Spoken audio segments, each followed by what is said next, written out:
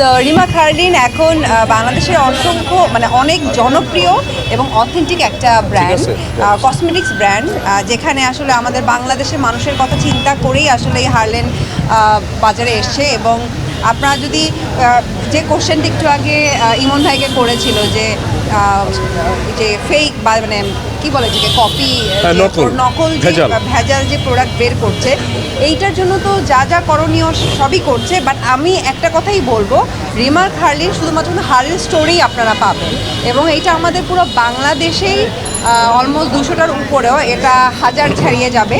তো এতগুলো স্টোর হচ্ছে। সো আমি সবাইকে বলবো, আপনারা যখন কিনবেন অবশ্যই হার্লেন স্টোর থেকে কিনবেন, অথবা হার্লেনের যে অনলাইন পেজ আছে সেখান থেকে নেবেন।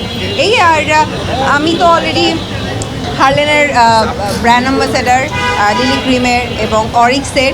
তো আমি আসলে অনেক শুরু থেকেই হার্লেনের সাথে আছি, এবং আমি আসলে অ্যাজ এ ব্র্যান্ড অ্যাম্বাসেডার হিসেবে চিন্তা করি না। আমার সবসময় মনে হয় যে এটা আমার কোম্পানি, আমি এই পরিবারের একজন সদস্য।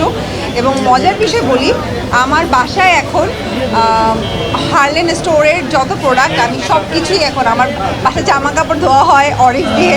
আমার নিজের এখন ফেসের যত রকম আমরা কি হয় যে সানস্ক্রিন বলি, অথবা মুখের যেই ট্রিটমেন্টগুলো করি, যে ক্রিমগুলো ইউজ করি, আমি অ্যাকচুয়ালি এখন সবই এই হার্লেন স্টোর থেকেই নেওয়া।